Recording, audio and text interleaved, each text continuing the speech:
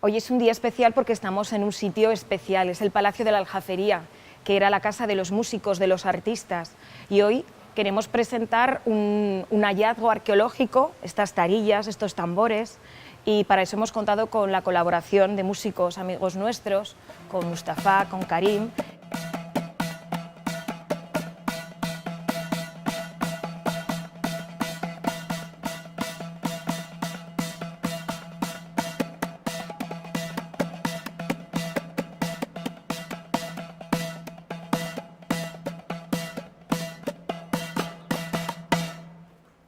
El hallazgo de las tarillas desde el punto de vista estrictamente musical, o sea, para los músicos que nos dedicamos a recuperar y a reproducir, como es el caso de este laúd, Carlos Paniagua, que se dedica a recuperar esos instrumentos, para nosotros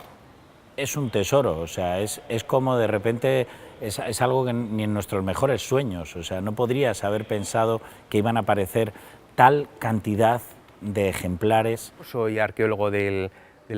Ayuntamiento de Zaragoza, desde hace arqueólogo municipal, desde hace muchos años, desde el año 81, y claro, me ha tocado excavar pues, en muchas excavaciones en lo que es la ciudad de Zaragoza. Una de ellas, en la de 89, o sea, ya hace bastantes años, en San Pablo 95-103, excavamos, ante nuestra sorpresa, toda una serie de hornos que prácticamente estaban, si no intactos, pues muy reconocibles, ¿no? Eran unos hornos muy especiales, de tipo oriental, en la cual la cámara de combustión y la cámara de cocción no tenían una diferenciación por la parrilla, como es habitual, y entre esa excavación pues, salió gran cantidad de material. Gran cantidad significa pues cerca de 40.000 piezas. Esas piezas se recuperaron, evidentemente, se hizo la excavación pues, de forma científica y luego se fueron analizando las piezas. Bueno, pues un tipo de material o de borde o de fondo o de pared que no reconocíamos, pues era un poco raro para nosotros, unos bordes que se metían hacia adentro, y esos bordes que se metían hacia adentro al final fueron pues, las derbucas. Derbucas o tarijas, que son estos tambores que aquí han reproducido